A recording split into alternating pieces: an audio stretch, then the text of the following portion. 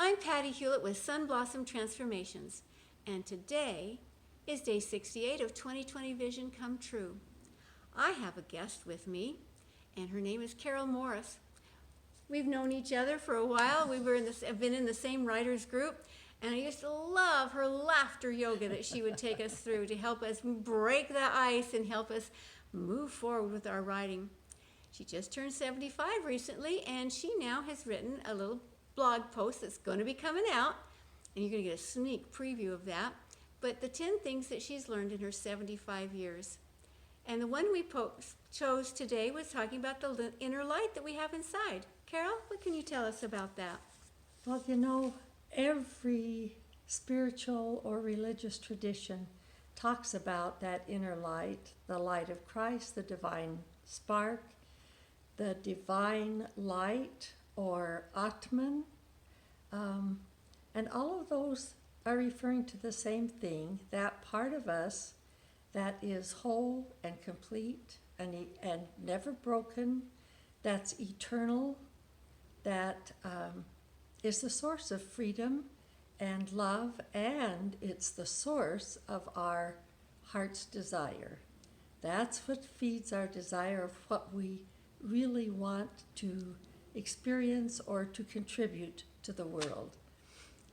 So, you know, I was lucky enough to know that I had that spirit, that spark, that light within me that had nothing to do with my brain, had nothing to do with anything about my thoughts, my ego, completely separate. And like I said, completely whole and perfect.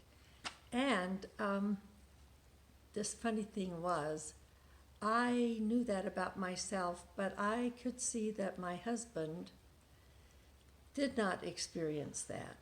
So I was in Spain at a meditation retreat, and he called me up one day and he said, "Something happened, and I'll tell you when you get home." And of course, that didn't work. So I said, "Gary, you've got to tell me now." And he said, "I felt my inner light." And it's hard to explain the difference that meant to him, to know he was eternal, to know that he had within himself the source of joy and love and creativity. And so his favorite song then became, "This Little Light of Mine, I'm Going to Let It Shine." Now, what it has to do with our vision here is that the light, our inner light, feeds our vision. And so one thing in order to help us move on really powerfully would be to pay attention and see what there might be in our thinking, in our actions, that is dampening that little light. Something we could remove so that we have access to it, so we're aware of it more fully. So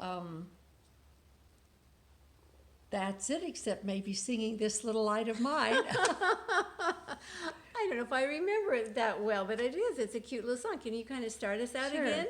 This little light of mine, I'm gonna let it shine.